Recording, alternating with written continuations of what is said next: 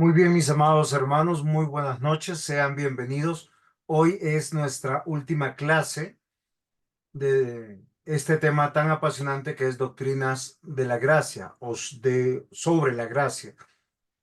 Gracias por nuestro hermano y pastor, el doctor Roger Smolin, quien ha tenido a bien durante 8 días, en 8 semanas, darnos esta clase. Gracias a ustedes, los hermanos que han estado muy juiciosos entregando sus tareas y asistiendo. Esperamos que sean de mucha edificación. Como verán al final de esta clase, luego se enviarán las respectivas examen final y un tiempo de una semana para poder presentar un ensayo. Vamos a orar antes de continuar. Amado Señor, buen Dios, Padre, te damos gracias por este tiempo. Gracias, Señor, porque eres tú quien nos ha bendecido con tu palabra escrita en nuestro idioma y con hombres como la vida de nuestro hermano y pastor Roger Smolin. Gracias te damos, Señor, porque eres tú nuestro Dios, Señor y Salvador, que con cuerdas de amor siempre nos traes a tu redil, que permanece, Señor, en nuestros corazones, teniendo aún más misericordia y paciencia de la que nosotros pudiéramos esperar, sorprendiendo, Señor, nuestros corazones. Decimos, agradecidos estamos por el tiempo que tenemos en el seminario y porque MINS ha sido desde hace muchos años para los estudiantes en Colombia y fuera de Colombia un lugar, una institución donde nosotros podemos aprender de tu palabra. Gracias por sus profesores, gracias por la vida del pastor Ismael Quintero, gracias por aquellos que a lo largo de estos más de 20 años, Señor, tú nos has sostenido en este tiempo. Y gracias por cada una de las vidas que son edificadas y gracias por tu palabra y este tema maravilloso. Quedamos en tus preciosas manos, en el nombre de Cristo Jesús. Amén. Pastor, por favor. Bueno, muchas gracias, hermano. Esta noche vamos a proceder un poco diferente porque hay elementos que ustedes deben saber que no están en el libro ni tampoco en la guía de estudiantes. Ah, quiero decir, elementos de cómo practicar las doctrinas de la gracia, cómo tratar con los arminianos, cómo presentar, enseñar las doctrinas de la gracia, cómo tratar con católicos, por ejemplo, en diferentes niveles. Ahora, vamos a tratar de esos elementos primero y luego, de acuerdo con el tiempo que nos queda, vamos a regresar a la guía de estudiantes y estudiar tanto que podemos. Pero de todas formas, si nos acaba el tiempo, tienen, tienen en mano la guía, tienen en mano el libro de textos y Jesús que pueden recuperar en su tiempo libre lo que faltaba en esta lección. Como dije al principio de este curso, yo pedí 12 semanas hasta 16 para presentar doctrinas de la gracia, pero me limitan a 8 semanas. Entiendo su necesidad, pero es por eso que yo les estoy mandando uh, documentos de lectura extra, etcétera. Ahora, primero vamos a hablar de cómo usar y cómo presentar las doctrinas de la gracia a diferentes categorías de personas. Y espero que ustedes tomen apuntes de eso, por lo menos, no de todos los detalles, pero mayormente de los puntos principales. Ahora, primero, en general, supongo que usted es pastor de una iglesia una iglesia, bueno, reformada, pero la mayor parte de su congregación no tiene conocimiento de las doctrinas calvinistas reformadas. Y en la escuela dominical de adultos, usted quiere presentar estas doctrinas y, y por una serie de semanas, por ¿qué? 3 meses o algo así. Estoy pensando en un escenario así, un escenario semejante, por ejemplo, en una casa de un estudio bíblico en que está enseñando un curso sobre la gracia. ¿Dónde se principia? Ahora, en general, con la iglesia en general, como sus conocidos en general, tiene que recordar que la Biblia habla de 3 formas de comida: la leche, el pan y la carne. En libro de Hebreos habla de que algunos de ustedes no aguantan la carne porque están todavía con la leche. Es decir, hay algunos cristianos que en efecto no son mentalmente construidos de manera de poder captar bien todas estas doctrinas que son algunas que son carne, como la elección y la predestinación. Y entender, ese es el primer punto. Ustedes tienen que recordar que entender las doctrinas de la gracia requiere iluminación espiritual, no solamente argumentos teológicos. Pablo dice en Efesios 1, él dice, por esta causa también yo, habiendo oído de vuestra fe en el Señor Jesús y de vuestro amor para con todos los santos, no ceso de dar gracias por vosotros, haciendo memoria de vosotros en mis oraciones. ¿De qué? Para que el Dios de nuestro Señor Jesucristo, el Padre de gloria, os dé espíritu de sabiduría y de revelación en el conocimiento de Él. Es decir, alumbrando los ojos de vuestro entendimiento, para que sepáis cuál es la esperanza a que Él os ha llamado, etc. Ahora, está diciendo que para entender los tesoros y riquezas de la gloria de su gracia, se requiere iluminación de la parte de Dios.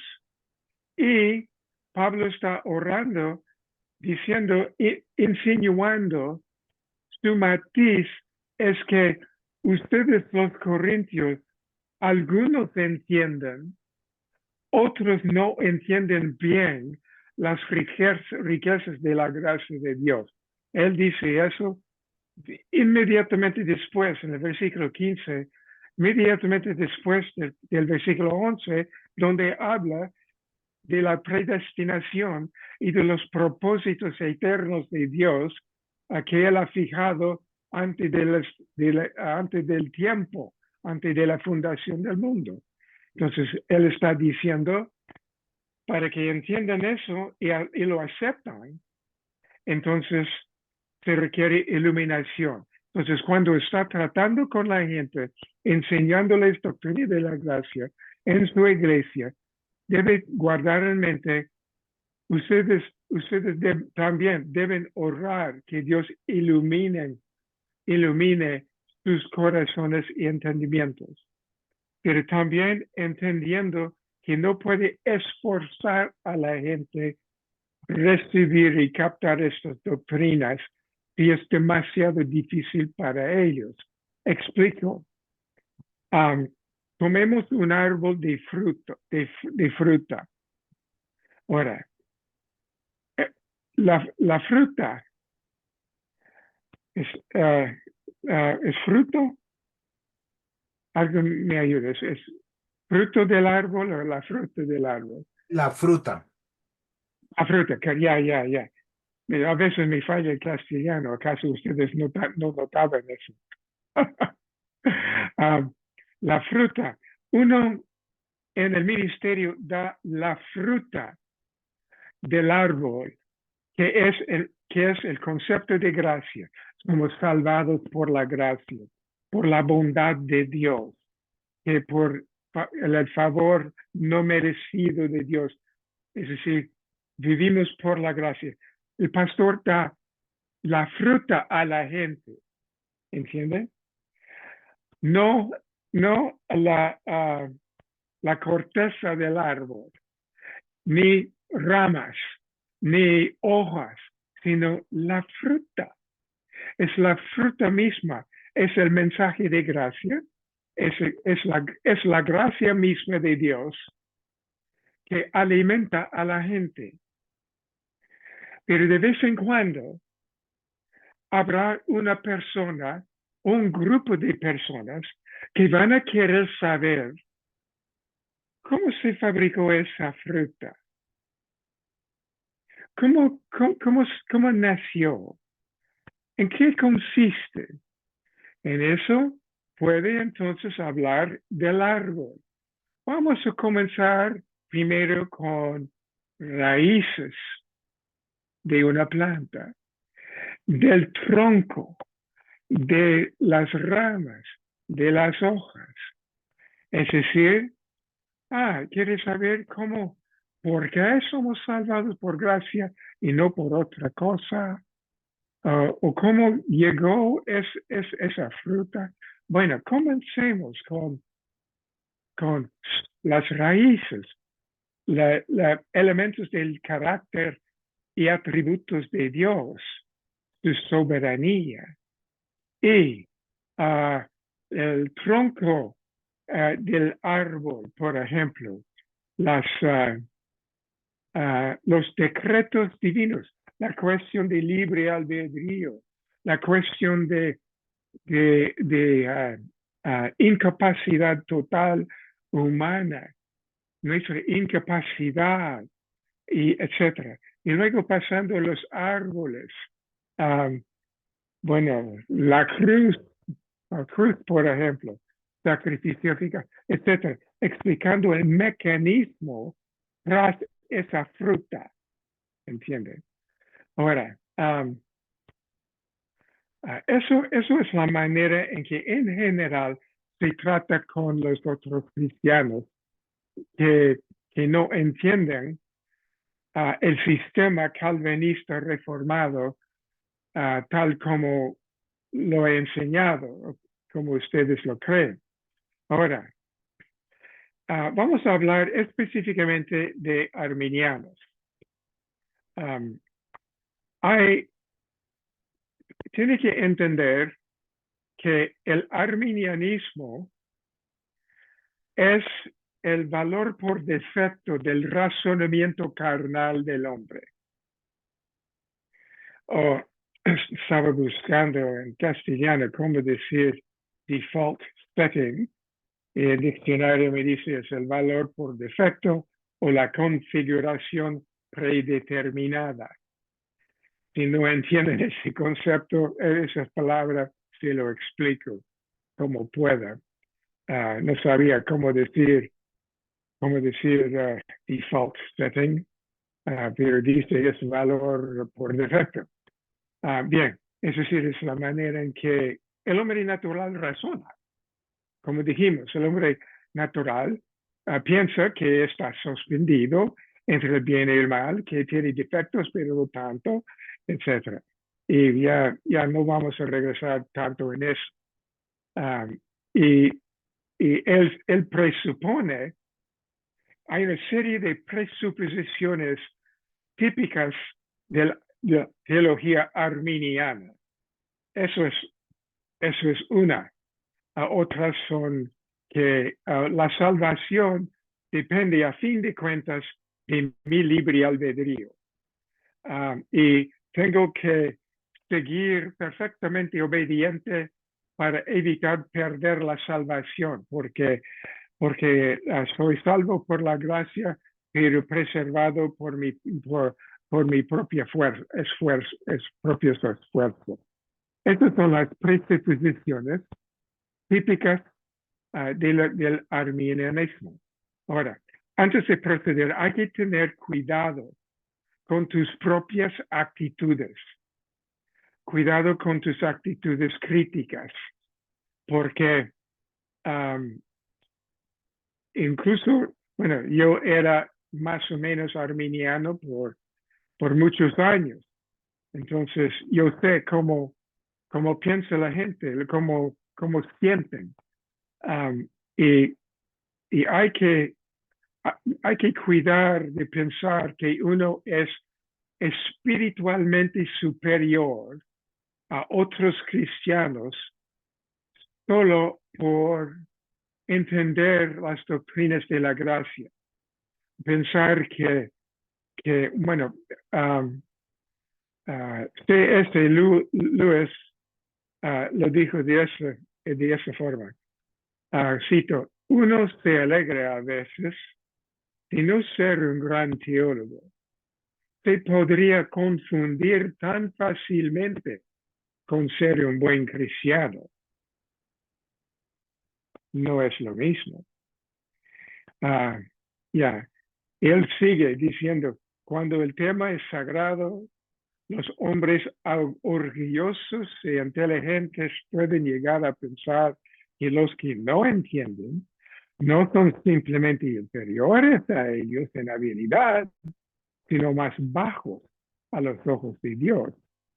Como dijeron los sacerdotes, Juan 7, toda esa chusma que no es experta en la ley es maldita. Fin de cita.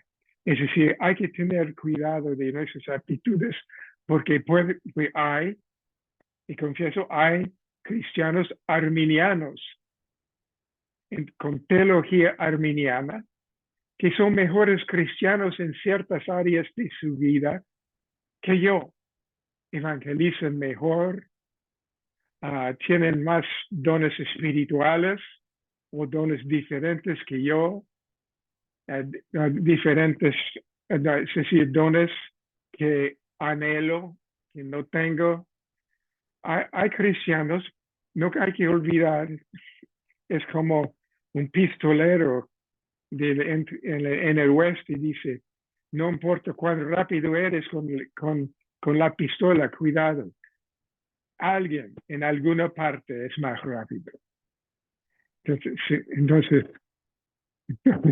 puede pensar como todo lo que quiera que tú eres, que uno es muy espiritual porque entiende mejor la gracia, pero puede haber algún cristiano que no entiende lo que usted entiende, pero vive una vida más santa, más pura, más recta que tú.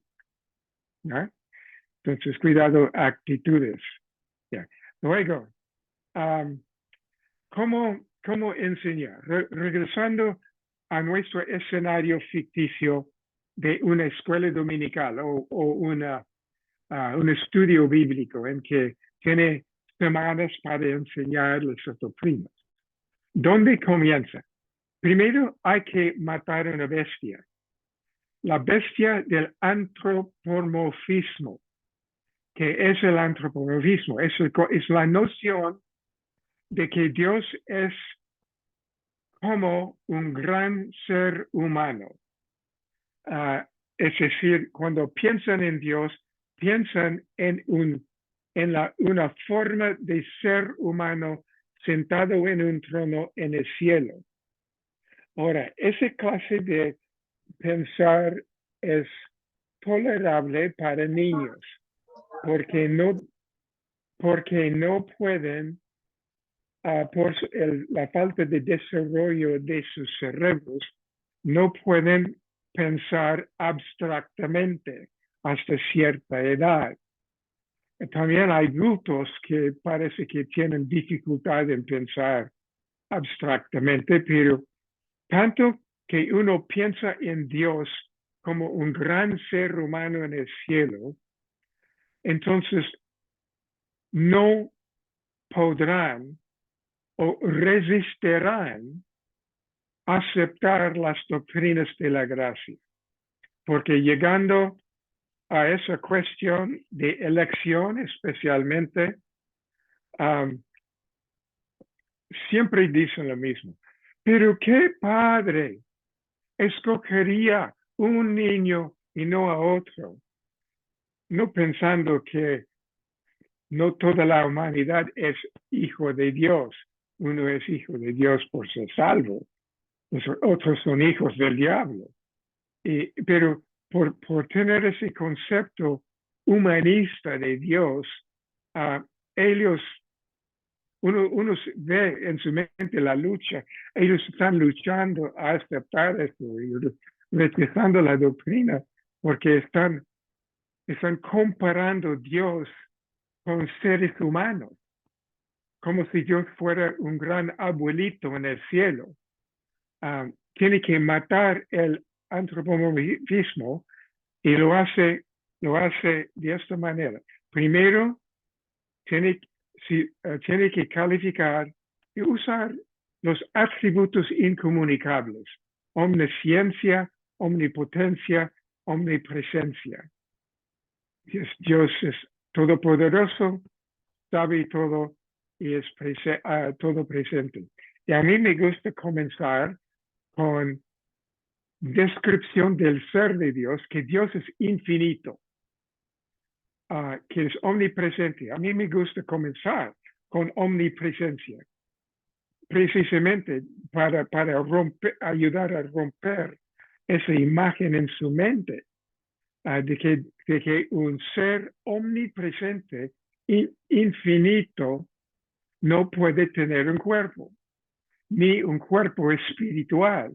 Y les digo a la clase dominical claramente, francamente, no hay que pensar en Dios como si fuera un hombre grande en el cielo, es infinito. Trata de pensar en la infinidad en lugar de cuerpos.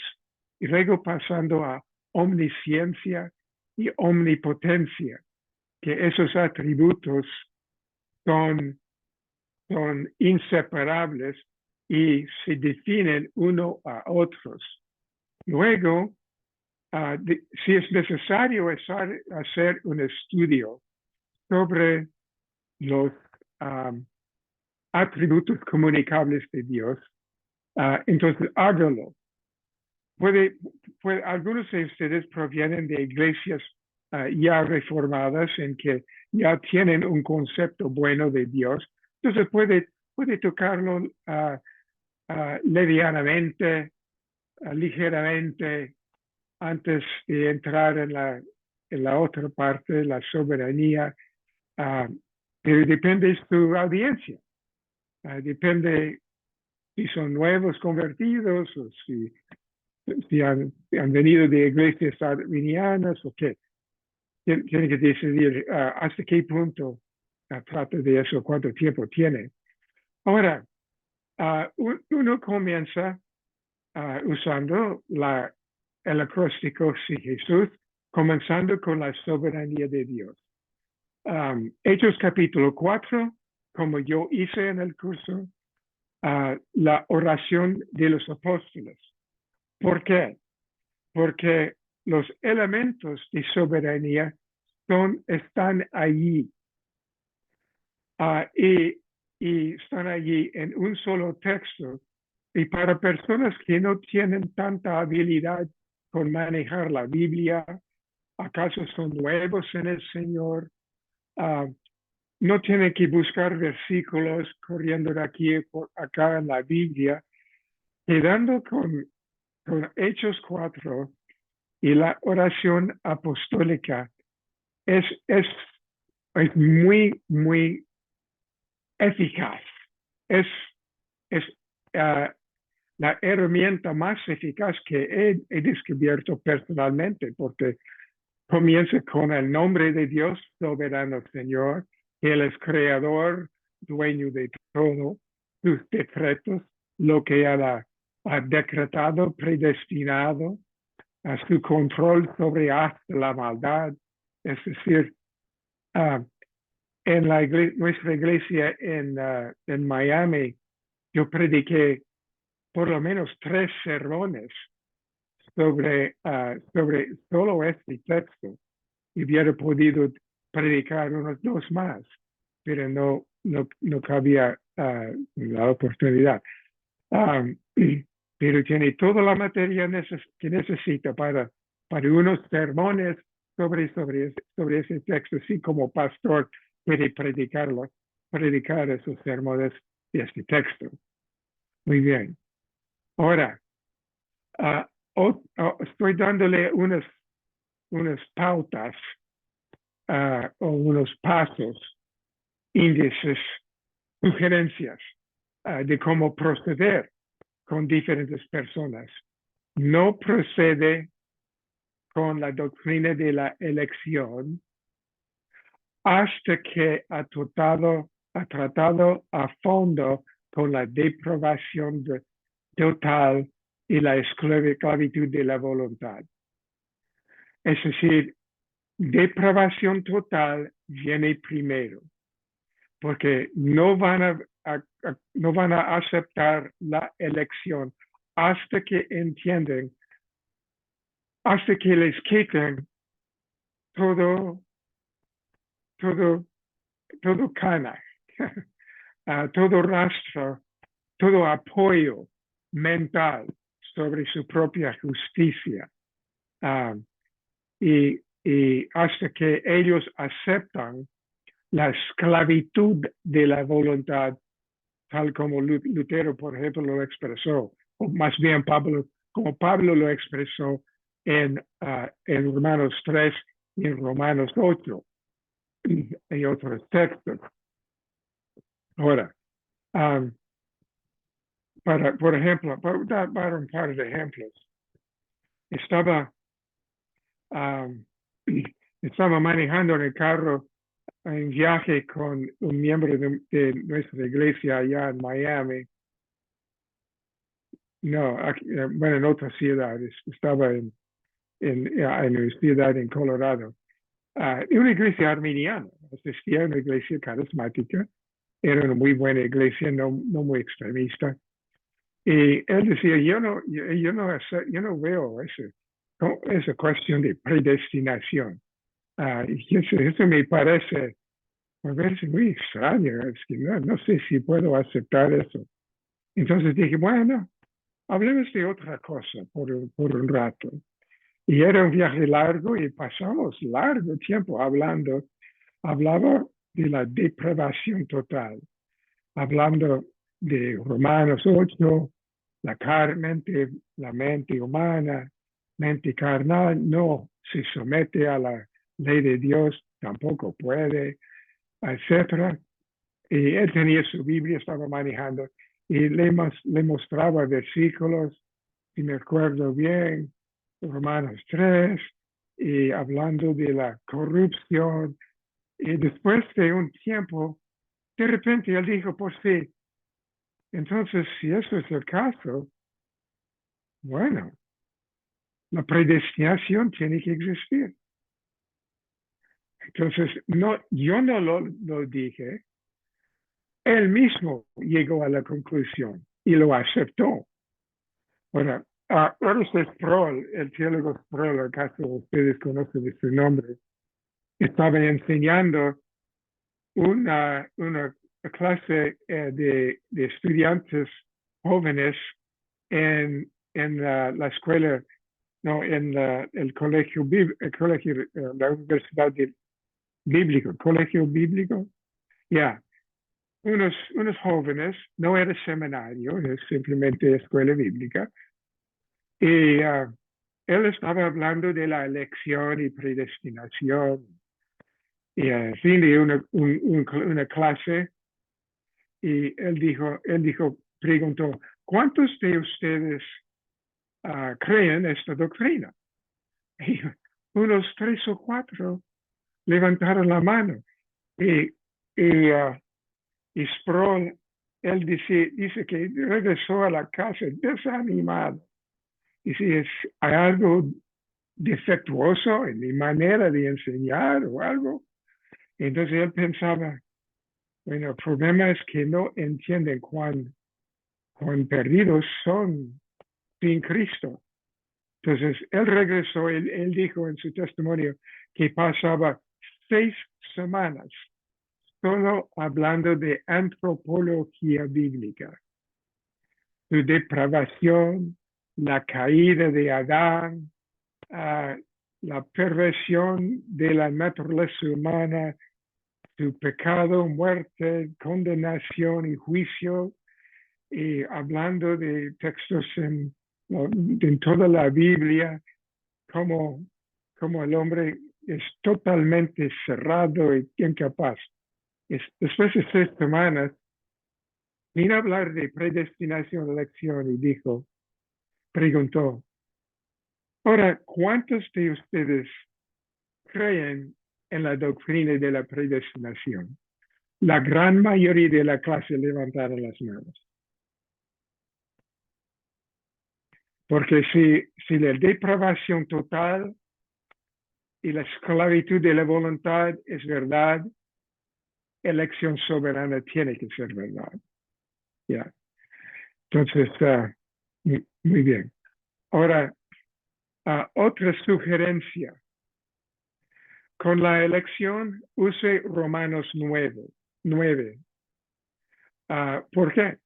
Porque Romanos 9 existe para eso. Es decir, es un capítulo dedicado a ese tema. Si el apóstol dedica todo un capítulo largo de unos 34 versículos sobre un solo tema, es porque lo considera importante en nuestro entendimiento y nuestro andar con Dios. Así, hay que usarlo, pero usando otros textos también y tomando su lindo tiempo, analizándolo versículo por versículo, como yo hice en parte, mostrando el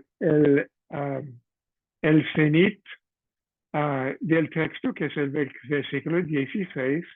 Así que, es decir, esto es la conclusión final, no depende de la voluntad humana prevista, no depende de las obras previstas tampoco. ¡Pum! Ya, muy bien. Ahora, eso es la manera de enseñar a los arminianos. Ahora, si topa con un hermano arminiano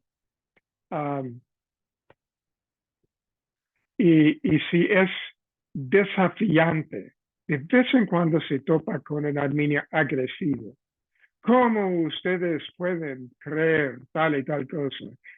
Si, tengo una respuesta lista.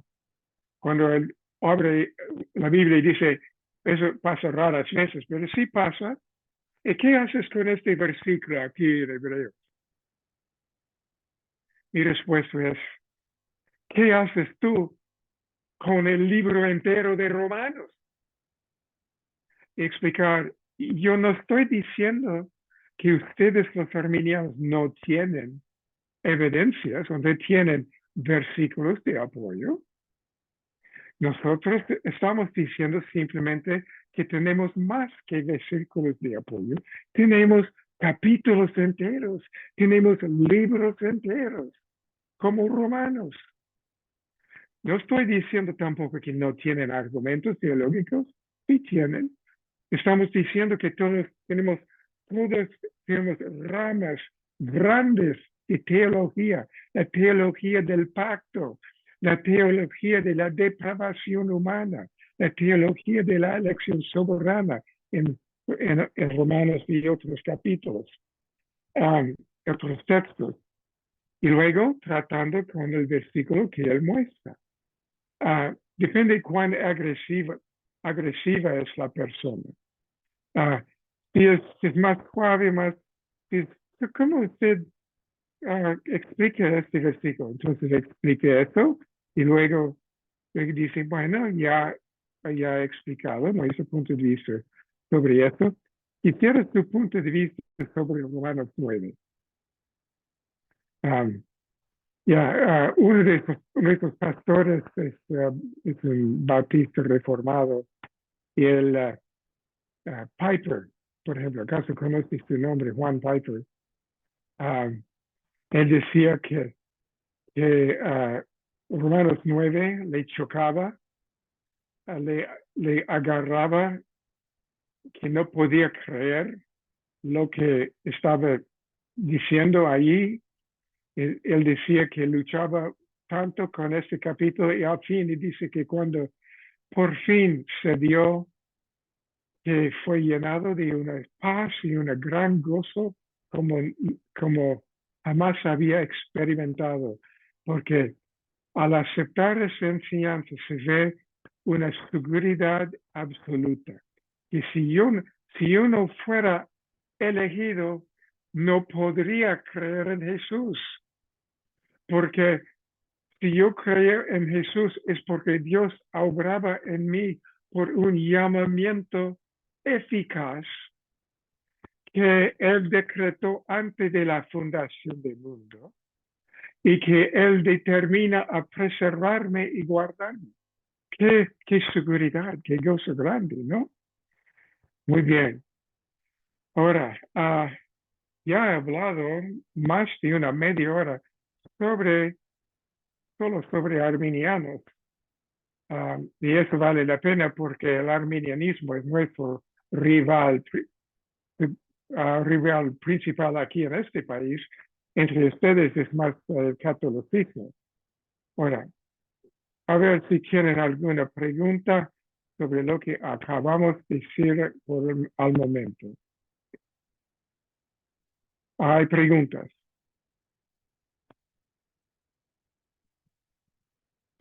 No. Ok.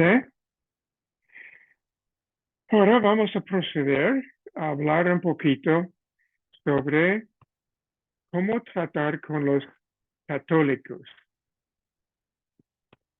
Ahora, depende de la situación. Um, es que si a veces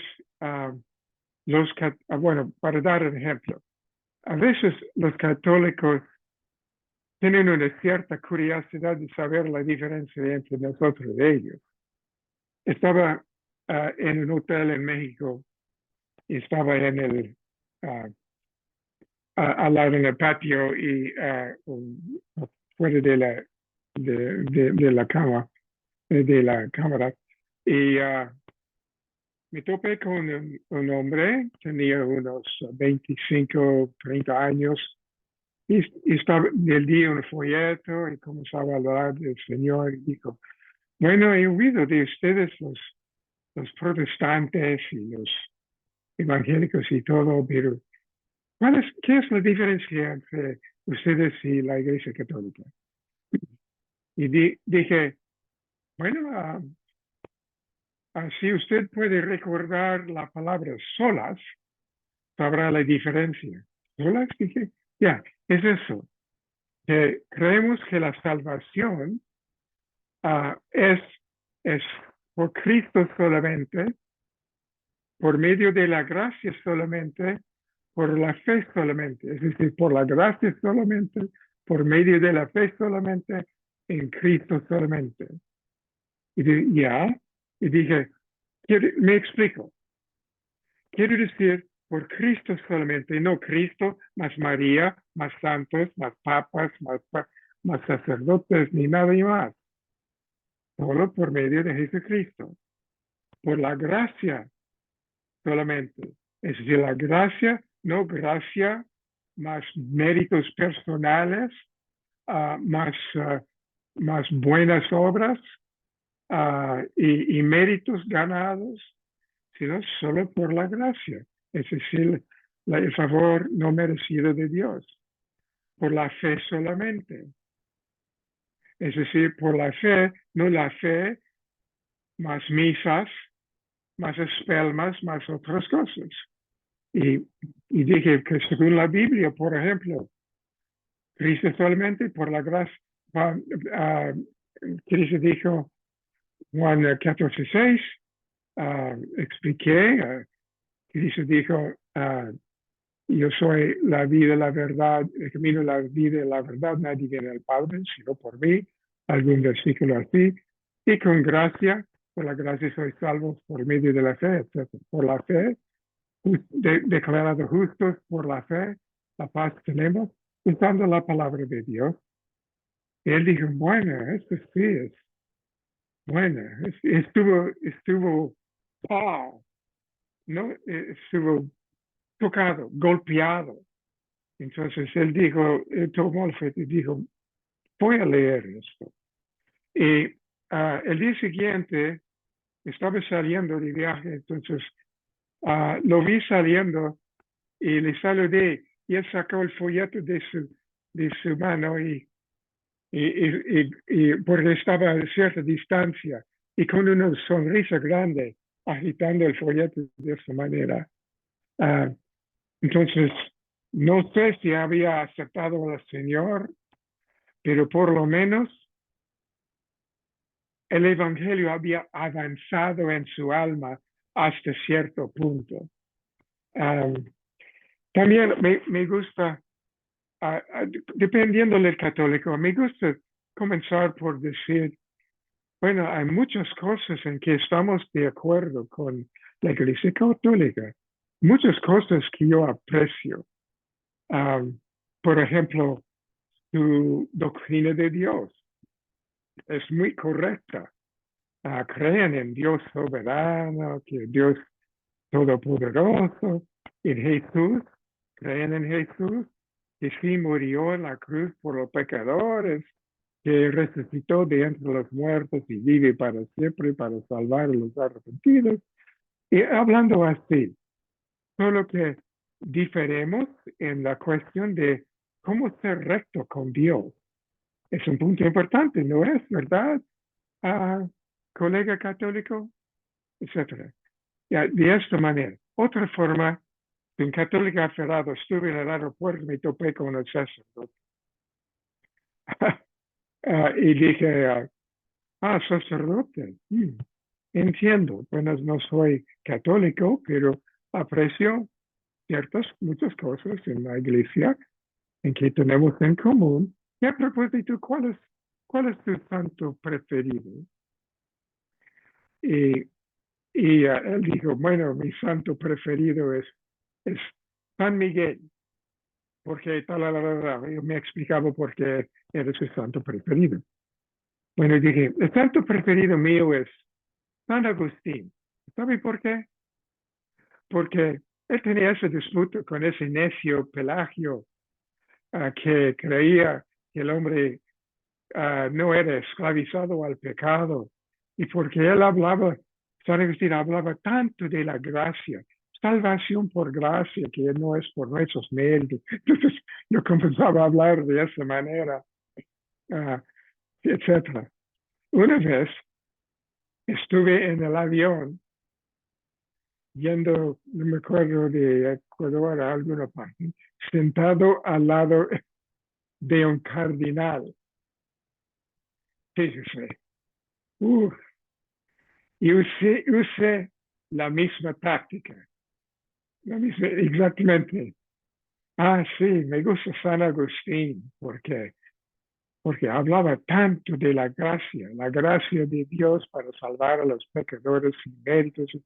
Y es que puso bien cómodo, porque era inteligente, él sabía lo que yo estaba haciendo. Dice, bueno, sí, San Agustín, sí, muy buen hombre. Entonces me dio vuelta la espalda y comenzó a leer otra cosa. No quise hablar conmigo, pero es una táctica que uso a veces. Um, ahora, ya. Ustedes no les han mostrado las 5 solas. Eso vale la pena a saber. Vamos a hablar de las 5 solas. Ahora, ¿dónde puse eso?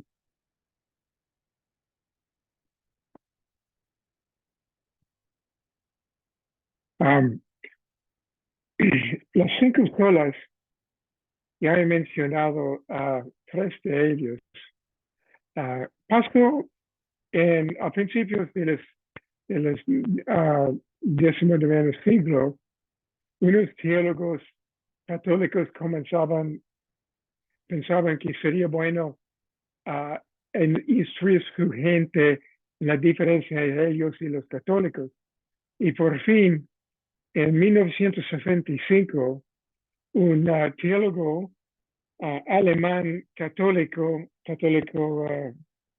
un alemán, se llamaba Johann Baptist Metz, elaboró las 5 solas para describir lo que creen los protestantes.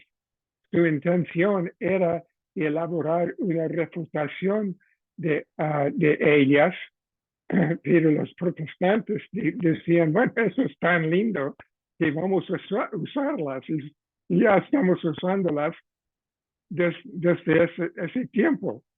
Y dijimos, muchas gracias por darnos una herramienta tan eficaz para hablar a los católicos. Entonces voy a subir eso en el texto, en la pantalla.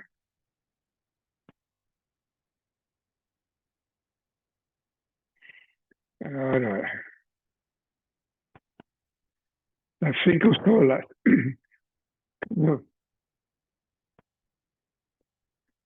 Es por Cristo solamente, por la gracia solamente. Voy a mandarles esa presentación. No tienen que meterse a la pena de escribirlo. Por medio de la fe solamente, a base de la Biblia solamente, para la gloria de Dios solamente. Pero eso quiere decir, la salvación es por Cristo solamente. Un texto, por ejemplo, que puede usar. Está bien, gracias solamente. Otro texto, hay otros que puede usar. Justificados por la fe, a base de la Biblia solamente, según de Timoteo 3, toda escritura útil para enseñar.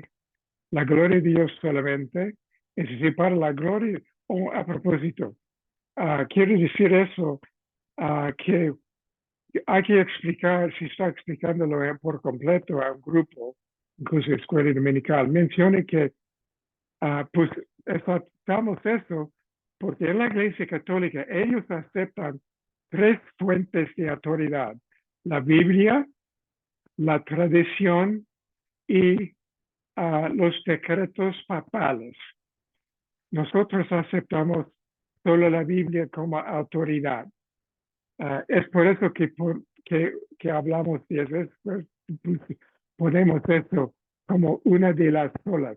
Pero en testificar a un católico no convertido, yo quedo con los primeros 3, porque 3 es más fácil recordar que 5.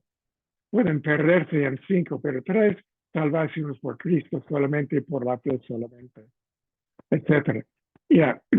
Y para la gloria de Dios solamente, es decir, para la gloria de Dios, no la gloria de Dios más alguna institución como la Iglesia Católica. Es la gloria de Dios solamente. Ya. Las palabras latín original son estas: solo es Cristo, sola gracia, sola fide, sola escritura, sola ideo, gloria. Si quieren saberlo. Eso son las palabras que fueron presentadas al principio. Ahora, bien,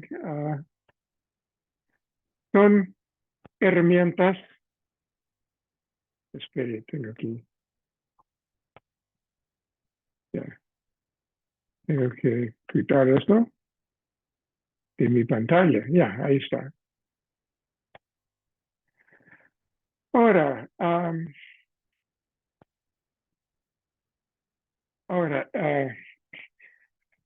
entonces tengo un par de puntos sobre cómo tratar con católicos. Hay que usar, bueno, puede usar las 5 solas. Y también la cuestión de María se levanta a veces o muchas veces. ¿Qué es de la Virgen? Ahora, ¿cómo se responde a eso? Depende depende del católico. Si Si es una persona con que tiene mucho tiempo, si es agresivo, si tiene una curiosidad, depende la actitud, depende cuán fuerte puede presentarla. Pero la manera correcta para mí hacerlo es decir esto, bueno, amamos a la Virgen.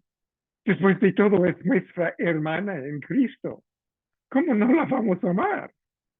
Solo que ella no murió en la cruz para salvarnos a nosotros.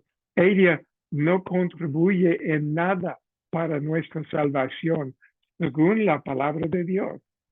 Ella es un ejemplo a respetar. Respetamos su memoria, respetamos su fe, respetamos su ejemplo de entregar su vida a Dios. Entonces sí, amamos a nuestra linda hermana en Cristo, pero ella no es nuestro Salvador. El Salvador, su Hijo, murió en la cruz y su sacrificio era un sacrificio totalmente suficiente, un Salvador totalmente suficiente. Es decir, eso entra en la suficiencia de la cruz y la suficiencia de la persona de Jesús. Es decir, ellos lanzan la pelota dura para pegarle y usted lo rebota de esa manera que pega a ellos. Ya. Ahora, justamente, otro punto, hay que recordar que la Iglesia Católica no acepta la suficiencia inherente de la cruz.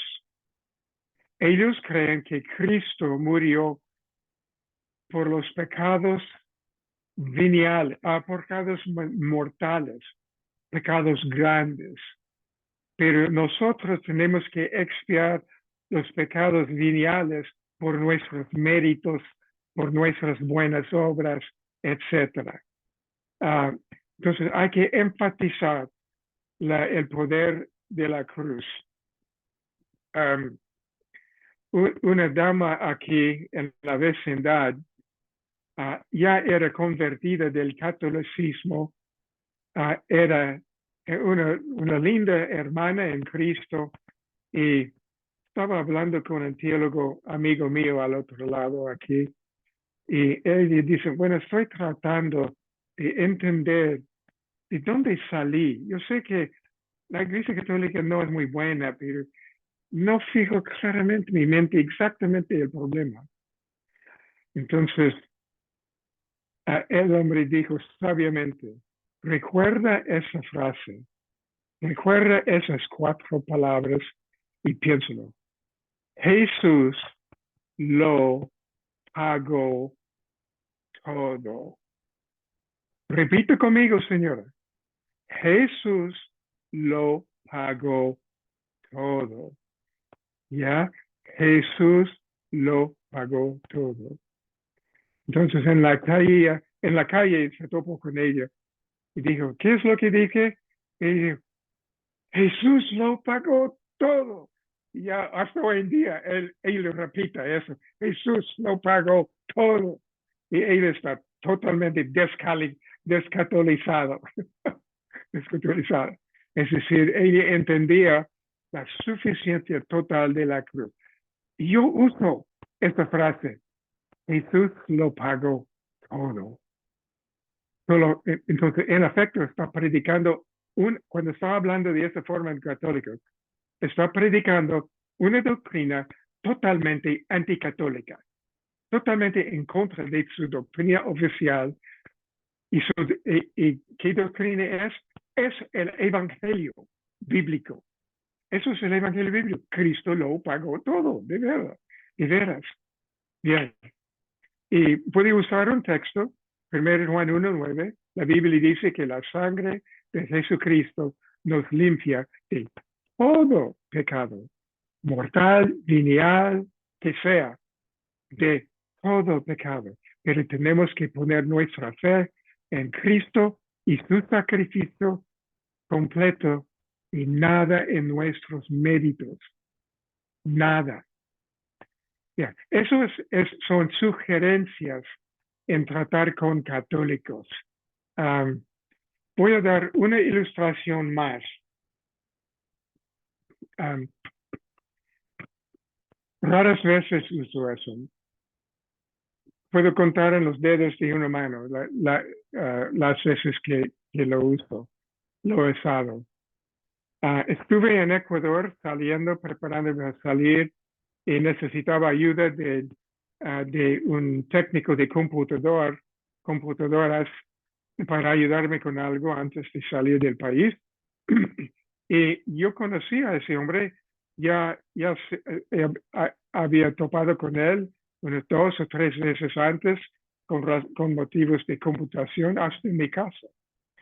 Y él vino a mi casa, iba a salir la semana o 2 después y él estaba hasta este punto resistente, es decir, buenos modales, pero resistente.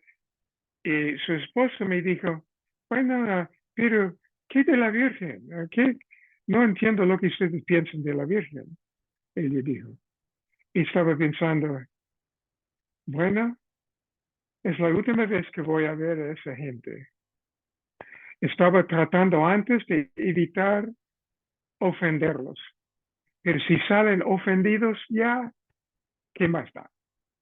Entonces dije, bueno, les voy a explicar una historia. Y es una historia un poco larga sobre la historia de cómo se desarrolló el culto a la Virgen. Había unos 2000 años antes de Cristo en Egipto que los egipcios inventaron una diosa que llamaban Isis. Ella tenía un hijo, Horus, y ella era la reina de los cielos, reina de los ángeles, patrona de las mujeres, y también diosa de la fertilidad. Ellos adoraban esa diosa y tenía un hijo, Horus, que llevaba en su brazo, etcétera, tenían estatuas, etcétera, de ella. Y ella fue adorada y su culto se repartió por África del Norte hasta la época en que en el tercer siglo después de Cristo, cuando Constantino conquistó el Imperio Romano, y pasó que muchos, por cientos de miles, se convirtieron en comillas a la cristiandad, pero no votaban sus ídolos. Quedaban con sus ídolos de Isis y Horus, pero cambiaban sus nombres. Lo cambiaban en la Madonna, en la Virgen María y su hijo.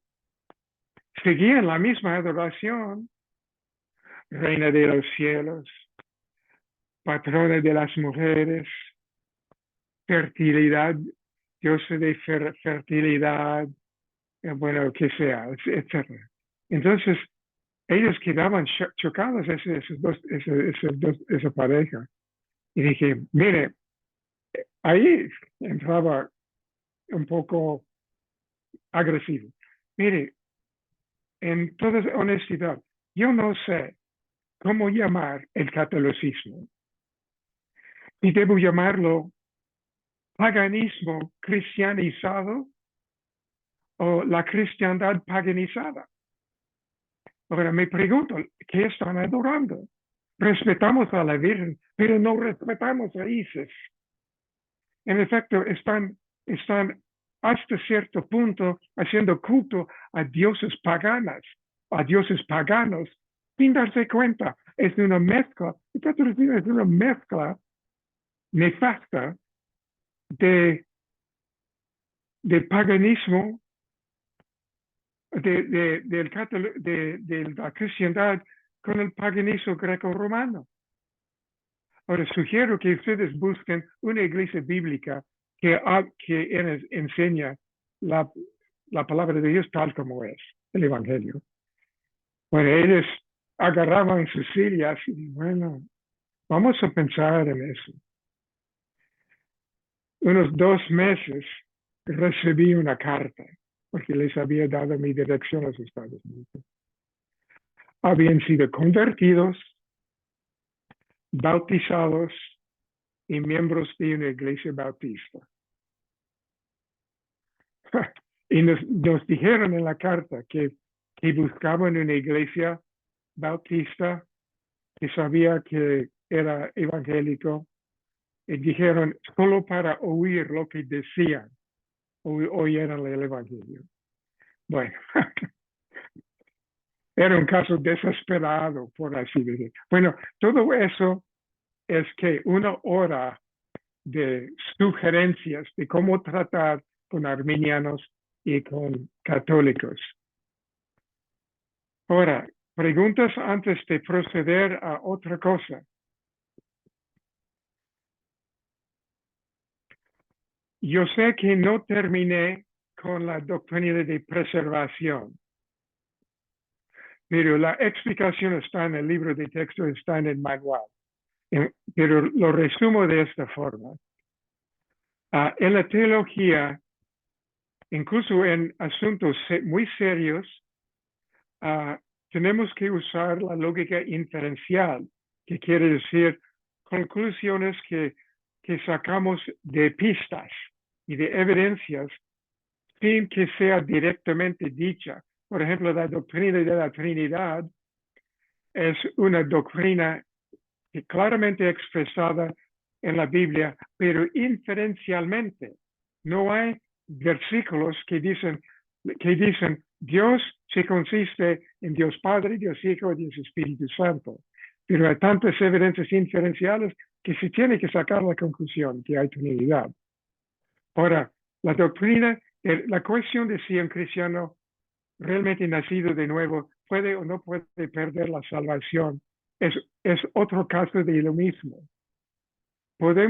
La preservación depende de otras doctrinas, depende de elección, especialmente de la naturaleza de la justificación. Justificación y elección. Si somos justificados por la sola fe sin méritos, y si nuestra justicia es la justicia imputada, contada de Jesucristo, no la nuestra, lógicamente no podemos perder la salvación porque la única manera en que podríamos perderla es que si Cristo perdiera su propia justicia. Porque nuestra justicia es la justicia de Él, no la nuestra. La elección, si Dios nos ha elegido antes de la fundación del mundo, no nos va a dejar ahora. Bueno, es decir, son consecuencias de otras doctrinas. La preservación es consecuencia de otras doctrinas. Pero hay muchos textos también que hablan muy claramente, aunque son inferenciales. También el pacto. Eso vale la pena estudiar en detalle en su tiempo perdido. Hay cursos sobre el pacto. En efecto, Mintz tiene un curso que vale la pena. Pero básicamente, hablando,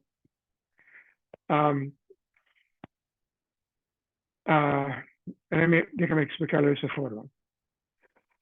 En Génesis 17 se introduce el pacto con Abraham, el pacto abrámico. Que Dios hace pacto con Abraham de que si él es perfecto anda perfecta delante de Dios, que Él será su Dios y, y será salvo. Y bueno, será salvo. Abraham creyó a Dios y eso le fue contado por justicia, dice Génesis 15. Bien, así en Gálatas 3 dice que el pacto con Abraham es el pacto cristiano, que nosotros somos participantes en el pacto abrámico por medio de la fe en Cristo, por medio del descendiente de Abraham que es Cristo, que cumplió toda la condición de perfección bajo la ley, por medio de su vida y por medio de su muerte. Ganó la justicia por su vida y muerte para atribuirla a nosotros. De la misma manera que Abraham la recibió, Abraham creyó a Dios y eso le fue cantado por justicia. Nosotros creímos en Dios y su Hijo Jesús y eso nos es contado por justicia. Así, pueden estudiar más en detalle el concepto del pacto. Ahora, hay preguntas sobre lo que hemos dicho hasta el momento.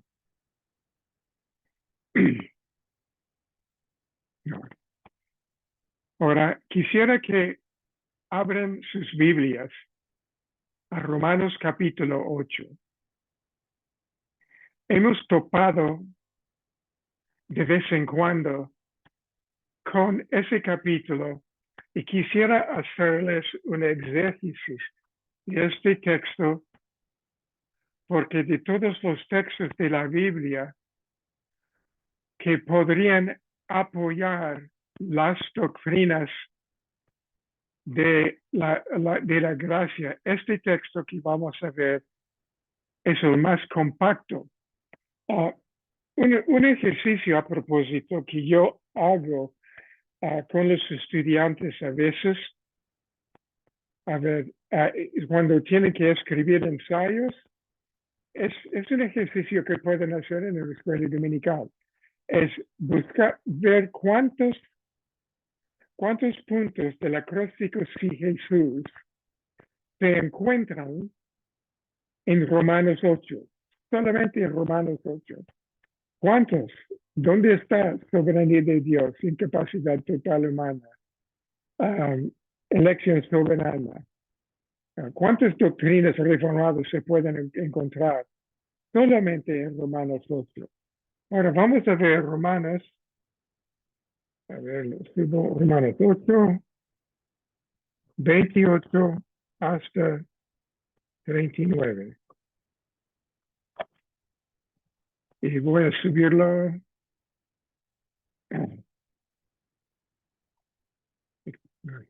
Excepto que me ruegan que se lo presento en inglés y griego, voy a tener que tomar un momento y ponerlo en castellano.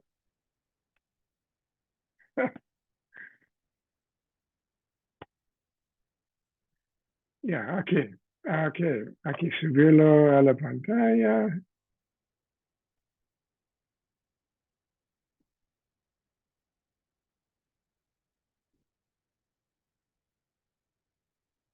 Ahí está. Ahora, esa es la parte preferida mía de todo el curso, el final.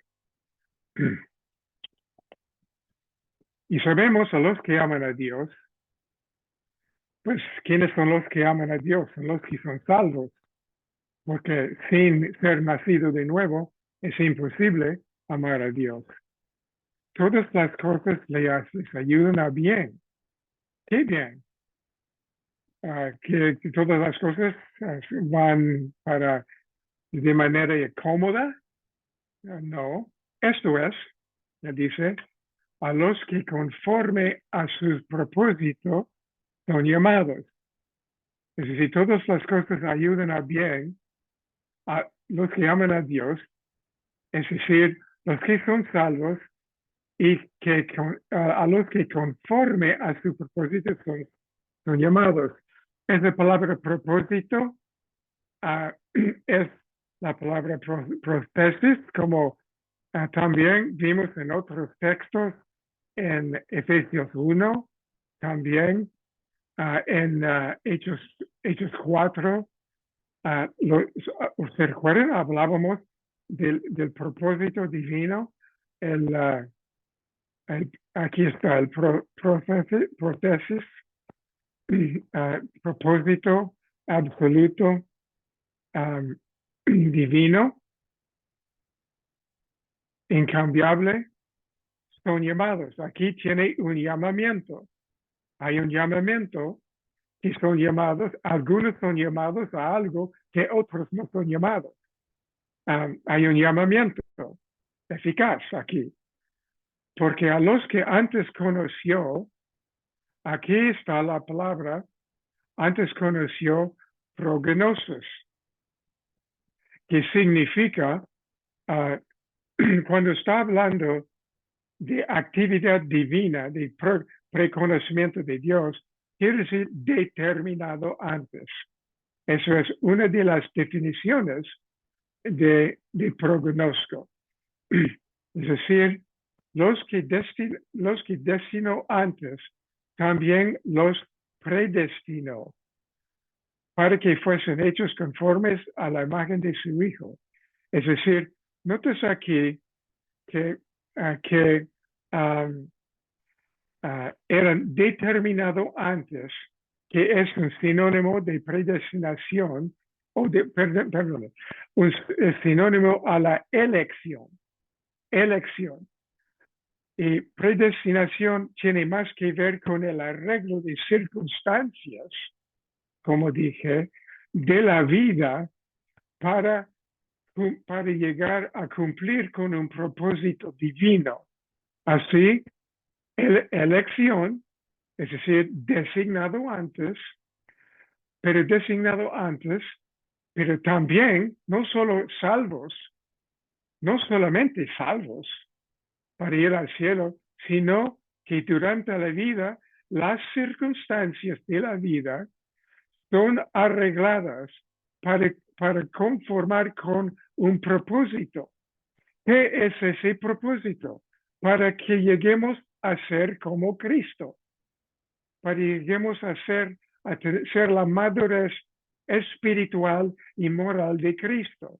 Así, en resumidas cuentas, está diciendo que sabemos, eso es seguro, que los que son salvos tienen un propósito al cual fueron llamados. Es decir, fueron elegidos, y no solo elegidos para ser salvos aquí, sino para también predestinados infaliblemente para ser conformados a la imagen de su Hijo. Aquí la predestinación, nuestra santificación final, por decir, y eso es un consuelo tremendo para mí. Nuestra predestinación, nuestra santificación es predestinada para todos los que son salvos. Ahora, cuando veo mis culpas, mis deficiencias, me pregunto, ¿cómo es posible? ¿Cómo es posible eso que yo llegue a un estado de perfección absoluta? Pero tengo aquí la promesa de que soy predestinados para una santificación absoluta, igual como Cristo. En el cielo, un ángel podrá decir, yo no veo diferencia entre el carácter de Roger que Cristo. Eso para mí, eso me vuela los sesos. Pero eso es lo que está diciendo. Bien, y luego, note que lo que dice, a los que predestinó es la cadena de oro, la cadena de oro de la salvación. Predestinó, a estos también llamó. Aquí es el llamamiento eficaz o llamamiento especial en contraste con el llamamiento general. El llamamiento general es predicación del Evangelio a todos. Llamamiento especial es la obra del Espíritu Santo que toma ese mensaje y lo aplica al corazón de los que son llamados, los que son elegidos. Y a los que llamó, a estos también justificó. A los que justificó, a estos también glorificó. Ahora, ¿cuántos de los que predestinó llama? Todos. ¿Cuántos de los que llama justifica? Todos. ¿Cuántos de los que justifica glorifica? Todos. Aquí está la perseverancia de los santos por lógica inferencial. La conclusión es inescapable. O por decirle de esta forma, alguien me hizo la pregunta, ¿por qué no hay versículos en la Biblia que dice claramente, un cristiano no puede perder su salvación? Bueno, mi respuesta era o es, si entiende el Evangelio debidamente, ya tiene la respuesta. Si hace la pregunta, es porque no entiende el mensaje del Evangelio como debe entenderlo. Eso es el problema. Es que Dios no nos trata como bebés. Él piensa que somos capaces de por lo menos una lógica sencilla. Entonces, es como decir 1 más 1, etcétera. Es que, bueno, nadie ha dicho 2, entonces 1 más 1, ¿quién sabe será? Dios no ha dicho 2, entonces vamos a pasar, tener toda una conferencia sobre las posibilidades de que hay otra respuesta que 2. Bueno, entonces, ¿qué pues diremos a esto? Hay una serie de preguntas retóricas. Cuando Pablo usa una pregunta retórica, está usando una forma de sarcasmo porque está pensando en forma absolutista. ¿Qué diremos a eso? Si Dios es por nosotros, ¿quién contra nosotros? Una pregunta retórica quiere decir que la respuesta es obvia para el que hace la pregunta y realmente no quiere respuesta. Está expresándose en una forma absoluta por usar preguntas retóricas. En otras palabras, si Dios es por nosotros, es imposible que alguien esté en contra de nosotros, es decir, en lo de acusaciones. El que no escatimó ni a su propio Hijo, sino que lo entregó por todos nosotros. Bueno, primero, ¿a quiénes está hablando? ¿Quiénes son todos nosotros? Los aquí, ¿de qué estaba hablando? Que tenían un propósito por los cuales fueron llamados, los salvos. Por todos nosotros, los llamados a su propósito, los elegidos, predestinados, llamados y que serán glorificados. ¿Quién contra nosotros? El que no escatimó ni a su propio Hijo, sino que lo entregó por todos nosotros. ¿Cómo no estará también con él todas las cosas? Es decir, ¿cómo es posible que los por el cual Cristo murió, cómo es posible que no tengan todos los beneficios de ese sacrificio? Es imposible. Estoy diciendo, es imposible que los por el cual Dios mandó su Hijo no reciben todos los beneficios de la cruz.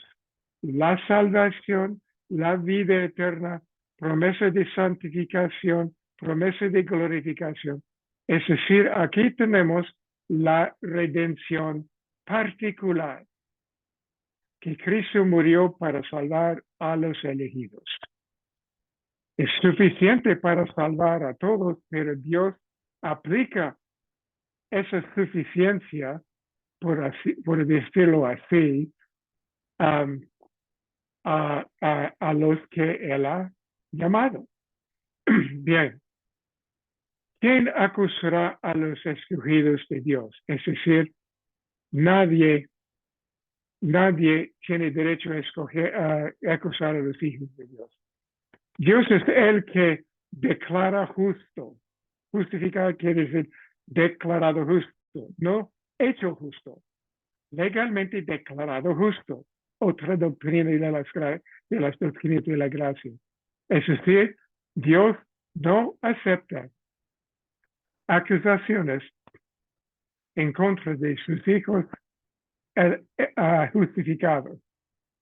Como se explica, Satanás entra en el trono de Dios y dice, Dios, ¿sabes el pecado que Juan José y Dávila hizo? ¿Los ha visto? Hay que castigarlo. ¿Qué dice Dios? Dios dice, Satanás, ¿quién eres tú a entrar aquí a acusar a los hijos míos? Ni eres miembro de la familia. Entonces, vete de aquí. Vete de aquí. Le manda la puerta a la nariz. Pero luego dice, Juanito, ven acá un momento, quisiera hablar contigo. Ya se aplica un poco de corrección paternal. Pero en lo de la condenación no acepta ninguna acusación. ¿Quién es el que condenará? Cristo es el que murió. Es decir, es imposible que alguien por el cual Cristo murió sea condenado. Mas Él también resucitó, que a las diestra de Dios y intercede por nosotros. No solo nos salva, sino intercede por nosotros para que seamos preservados. Luego entra este lindo texto. ¿Quién nos separará del amor de Cristo? No podemos ser separados del amor de Cristo. Si pecamos, y si pecamos, no es que Dios nos ama menos, eso nos castiga más, sí, pero no es por amarnos menos. No podemos ser separados del amor de Cristo. Luego da una lista de cosas. Tribulación, no es ni tribulación, angustia, persecución, hambre, desnudez, peligro, espada. Entonces, ¿qué puede separarnos del amor de Cristo?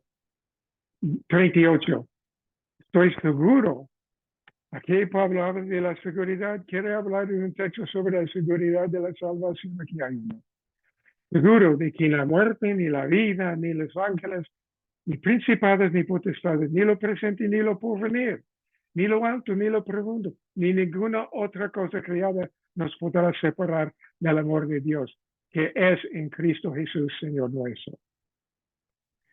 Ahora, un buen ejercicio sería, si tuviéramos otra hora, les daría la tarea de nombrar cuántas doctrinas de la gracia están ahí en solo este texto, sin hablar del resto del capítulo o del resto de Romanos, solo en este texto.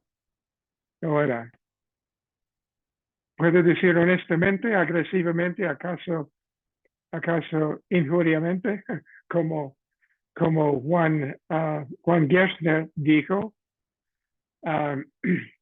Él dijo, cuando estaba enseñando el libro de Romanos, alguien dijo, está tratando de sernos calvinistas, y él dijo, mire, después de este estudio en Romanos, ustedes estarán en una de dos posturas, o serán calvinistas a 5 puntos o serán moralmente e intelectualmente deshonestos. Eso es mi postura en eso. Si pueden leer, analizar solo estos versículos, solo aquí, y quedar arminiano, no quiero ofender, pero en mi corazón tengo que cuestionar su honestidad intelectual.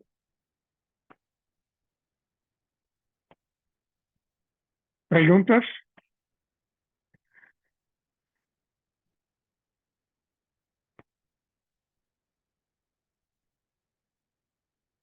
Ya. Ahora, Yo quisiera hacer una pregunta. Pastor, por favor, no olvide la presentación de 5 solas. Ya lo he hecho. El Okay. hermano Jesús Hernández tiene una pregunta, mi hermano. Ya.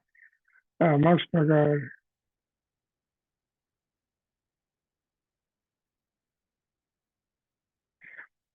La cuestión de qué más los católicos exigen para la salvación es muy complicado. Tiene que morir en estado de gracia.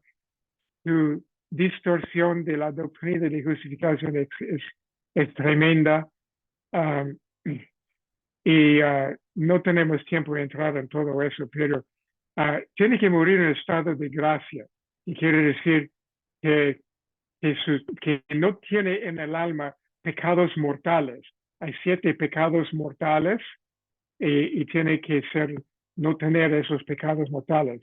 Veniales, sí, dependiendo de cuántos pecados veniales tienen, dicta la cantidad de tiempo que tiene que pasar en el purgatorio.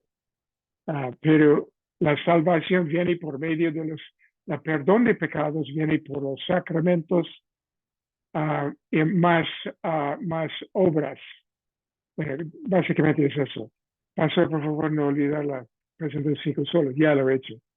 ¿Cómo afecta el modelismo el evangelio? Modelismo es la doctrina. Vamos a tener que pasar añadir unos 10 minutos o 15 minutos al curso. ¿Se puede hacer? ¿Eso no les molestará? Espero que no. Pero, muy bien. El modelismo es una herejía que tiene que ver con la Trinidad, en que dicen que Dios no es 3 personas como tal, que solo se manifiesta como con una u otra persona. Por ejemplo, a veces Dios se manifiesta como un padre, a veces Dios se manifiesta como un hijo, a veces Dios simplemente se manifiesta como un espíritu.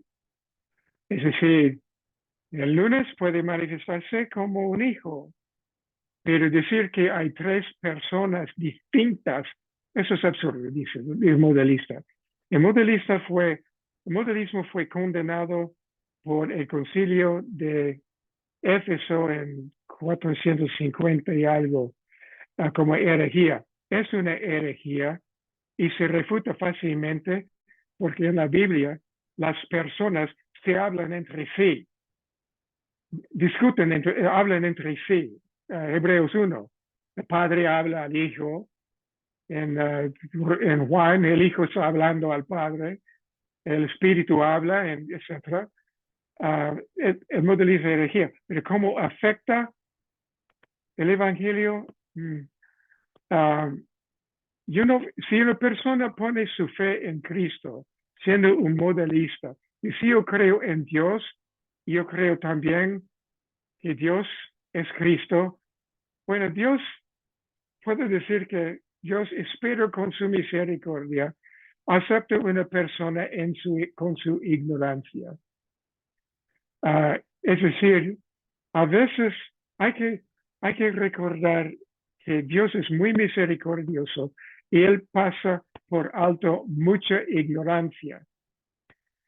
Después de todo, pasó por la ignorancia de los judíos por 1400 años antes de Cristo, ¿verdad? Um, alguien dijo con un lindo sarcasmo que ningún teólogo ha podido aprofundizar cuán poco uno tiene que entender para ser salvo. Es decir, es decir, un niño que no sabe nada, solo oye que hay un Salvador, que se llama Jesús, cree en el Salvador, será salvo, ¿por qué no? Algún chino coge un papelito en el acero que es Juan 3:16, no tiene ni el nombre de Jesús. Solo dice, hay un Dios, que Dios ama el mundo, y los que creen en su Hijo no perecerán. Yo no sé quién es ese Hijo, y yo creo en él, quien sea, será salvo. Personalmente yo digo que sí será salvo. Entonces, con Dios salva, Dios por su espíritu puede cambiar la persona o regenerar la persona suficiente para que su libre albedrío puede poner su fe incluso en el nombre, en la persona de Jesús, sin saber ni quién es. Bueno, etcétera. Podría, podría hablarnos sobre la caída federal del hombre.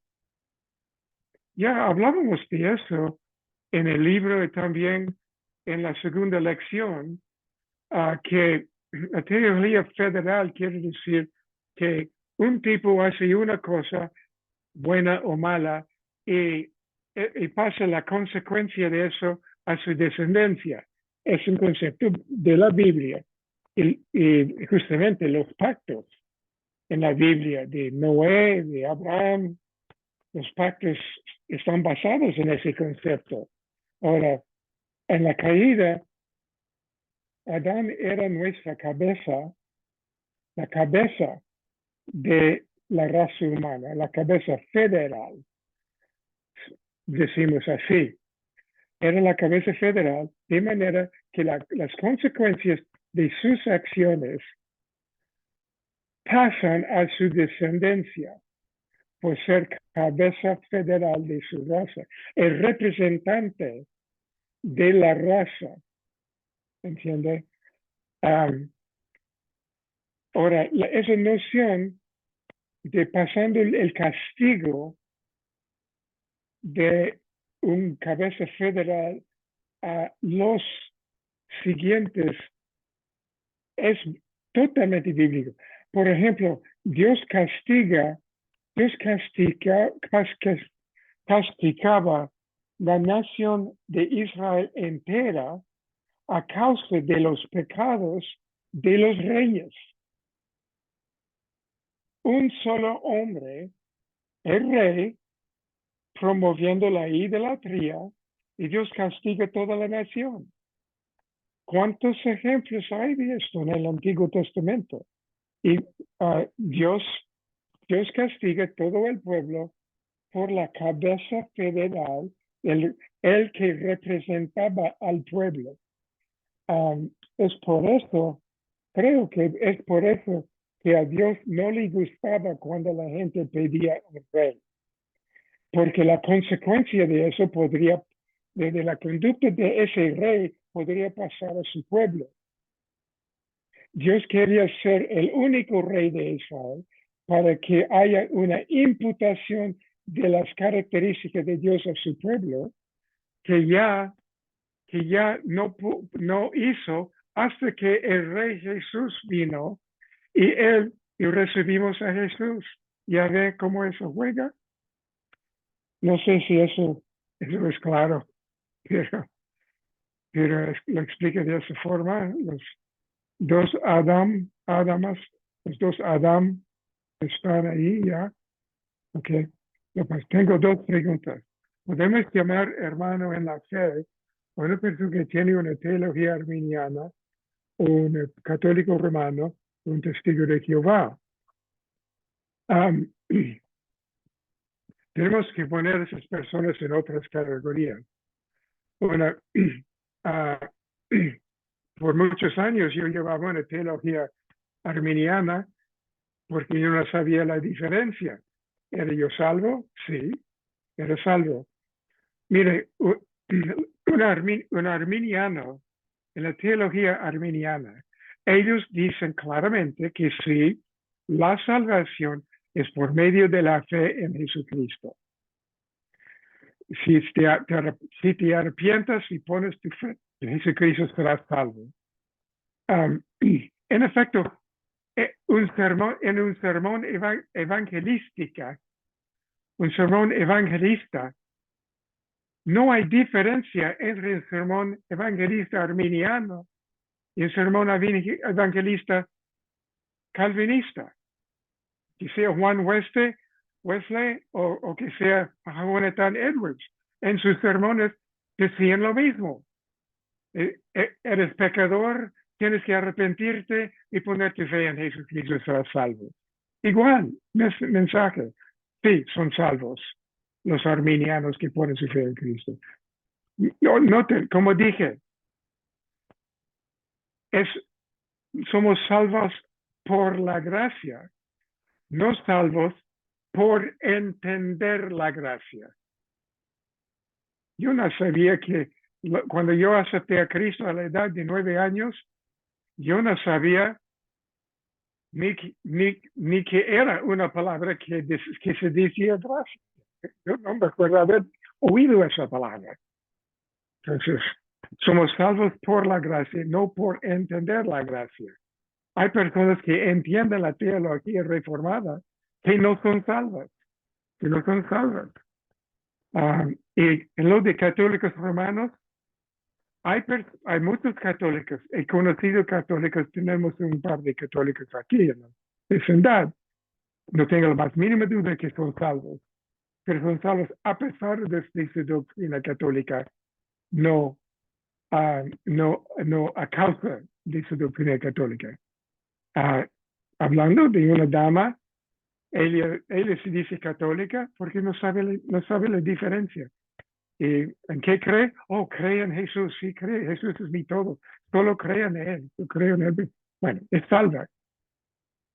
Es un poco, digamos, tu cabeza es salva, tu corazón es salvo, tu cabeza es un poco perdida. ¿Y testigos de Jehová? No, porque no creen en Jesús. Creen en un profeta o en un cierto Dios falso, que es un Dios, un Cristo en ser creado, que es un Dios creado, o un profeta nomás.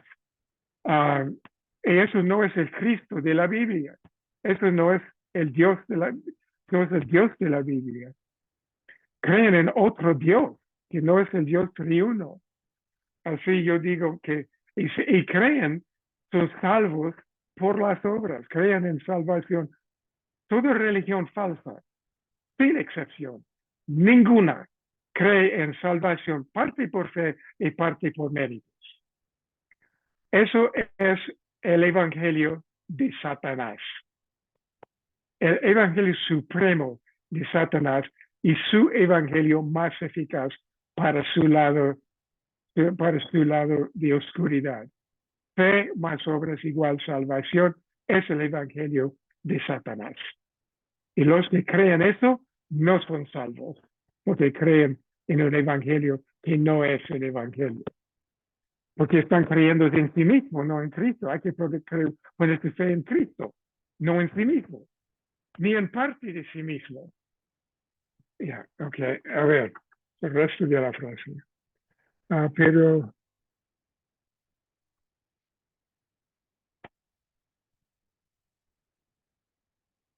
una persona católica romana, pero que luego haya creído en Cristo y ha sido salva, se apartará de la Iglesia Católica y de otro grupo religioso con doctrinas heréticas. Esto puede pasar, una persona que acepta a Cristo y luego cae en una secta no sabiendo la diferencia. Eso puede pasar, pero Dios preserva a los suyos y tarde o temprano Él los sacará de eso. Puedo darle un ejemplo. La publicadora de mis libros, de ciertos de mis libros en inglés, era un caso de tal. Ella, ella era, ella era un, ¿cómo decir? Ah, Nuevo Mundo, es decir, ocultismo. Trabajaba, es decir, tenía, ah, ah, trabajaba en el ocultismo, tenía una, una publicación de Internet, un sitio de web de Internet. Se convirtió y conocía a Cristo por medio de una persona que le explicaba que eso es diabólica. Ella no sabía.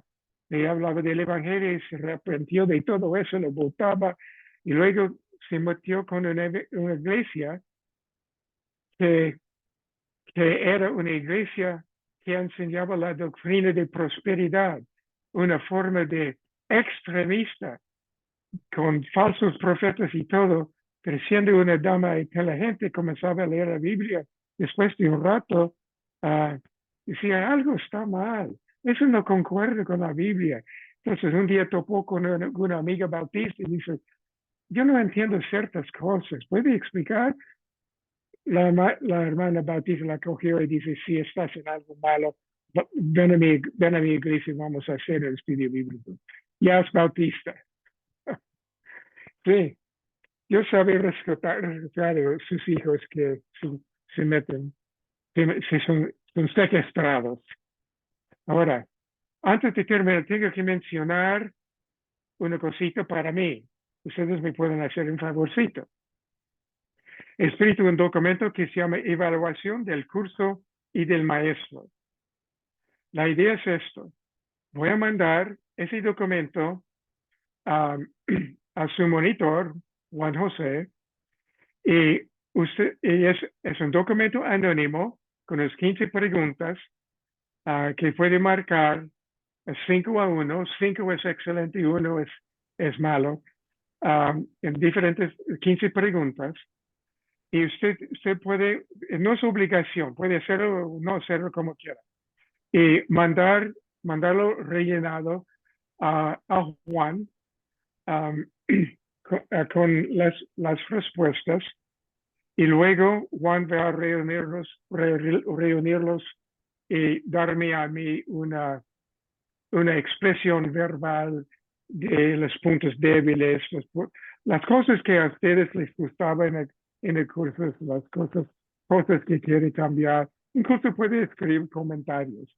Esto me ayuda a mí a mejorar el curso y mejorar las maneras de mi presentación. Tomo en serio cualquier sugerencia que escribe. No ponga su nombre, no afecta su nota final. Ahora, Juan José, a propósito, voy a entregarles ya esta noche el examen final que recibirán mañana y ustedes tendrán no más de una semana para entregar el examen final.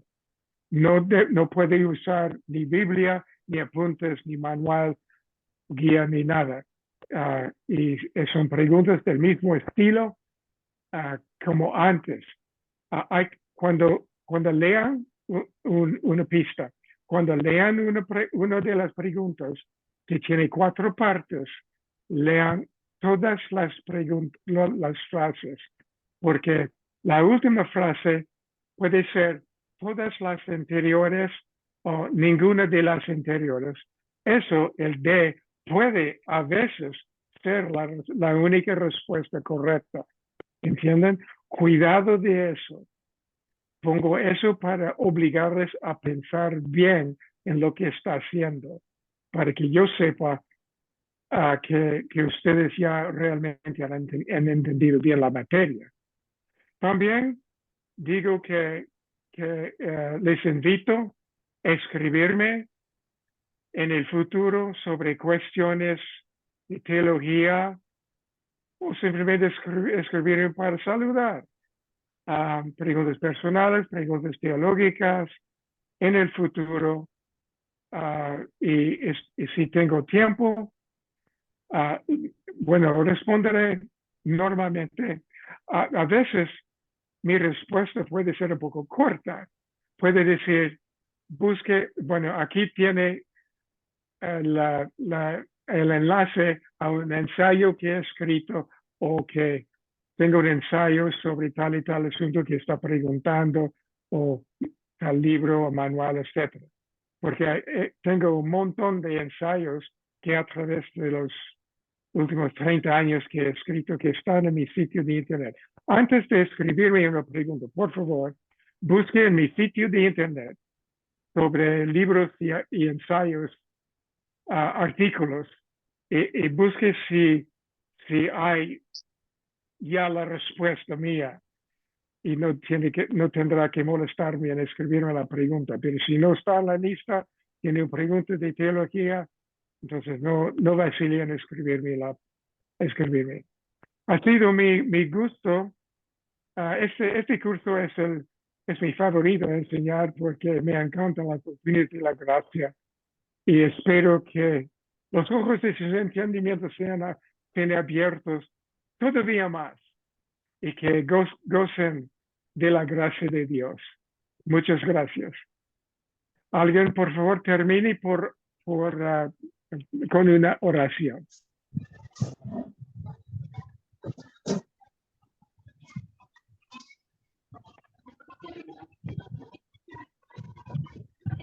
¿Un voluntario? Sí, señor. No. Sigue nomás. Bueno, pues aprovecho para agradecerle, Pastor Roger, por su tiempo, por la dedicación y por todo lo aprendido en este curso. Agradecer también al Pastor Juan José por su tiempo también como monitor. Y bueno, agradecer a Dios también por sus vidas. Oremos. Muchas gracias. Señor Dios, gracias por este tiempo de aprendizaje que nos ha permitido crecer en gracia y en el conocimiento de nuestro gran Dios. Permite, Señor, que estas doctrinas poco a poco podamos irlas aprendiendo, entendiendo y enseñando también a los hermanos en la iglesia y a Amén. otras personas, a las personas que nos rodean. Gracias, Señor, por la vida del pastor Roger, de su familia. Bendícele, Señor, y continúa dotándoles de inteligencia, de sabiduría, Señor, y de ese don de la enseñanza. También bendice, Señor, al pastor Juan José y a su familia. Permite que puedan continuar por más tiempo sirviéndote, Señor, y siendo instrumentos que edifiquen, Señor, a tu iglesia y a las demás personas, Señor, que poco a poco irán siendo parte, Señor, de tu rebaño, de tu iglesia universal y de los escogidos para Cristo. Gracias, Señor, y elevo estas oraciones, esta petición con humildad, Señor, y en el nombre del Señor Jesucristo. Amén.